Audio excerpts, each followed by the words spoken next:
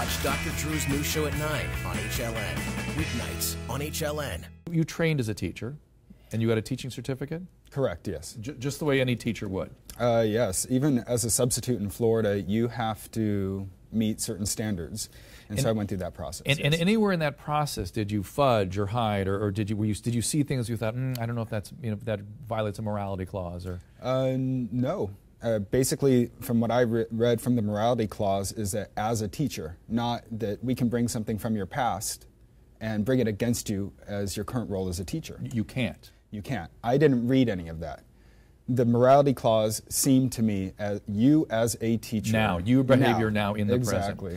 present. Do you, for people that are watching that would say, oh, well, I would have concerns about his behavior now based on his past behavior, what would you say to them? I really don't understand the issue. It seems like they are equating somebody from the adult industry as a child molester. Like, well, let's say it's not that's where I get nervous about. That's a goof. That's a place I'm sure people go. Yeah. But let's say it's not that extreme. They just are worried. They're just like, oh, that seems unsavory. I don't want him around my kids for whatever reason. I don't feel good about it. What do you say to those people? Well, I walked into that classroom and I left my past behind. I went in there as a teacher, and was I ever going to bring any of this into the classroom? No way. Did you ever have any treatment of any type? And I'm asking this only, you don't have to reveal this if you don't want to, but I'm wondering if there were any mental health professionals that can support your claim for stability and the ability to do your job and that kind of thing. No. You didn't feel the need for anything like that? No. And then now tell us about your rights as a teacher and being fired. What is your position on that? Well, my position, and the position that I've always had, is that I was not acting in front of they basically fired me as a substitute because I was acting in front of the camera, because you can Google and find. So they're saying the fact that there was material available that kids could get exposed to of you, myself. that's the reason. Yes. And you're saying that violates your civil liberties. Yes. Okay.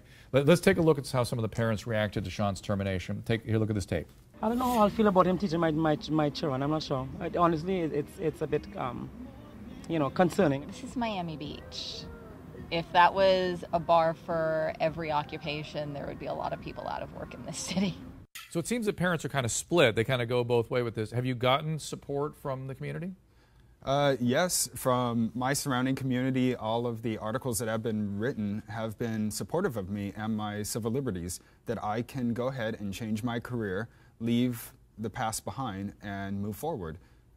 You know, I just thinking to myself, it's a cautionary tale about the internet for young people out there. I mean, whatever you choose to do now, whether it's you're sexting or you're being abusive of other people or doing something like Sean did, it will stay with you. People will find it. Now, Sean sought legal help from the ACLU, but they declined to help him, citing the following. Here's their quote.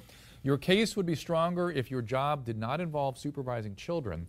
It's clear that you had a career in pornography, and it's just a difficult hurdle in view of the state's role to protect children. For these reasons, our chapter cannot take your case on at this time. Were you surprised by that response? Extremely, because there again, if you read in between the lines, it's equating my past to misuse of children.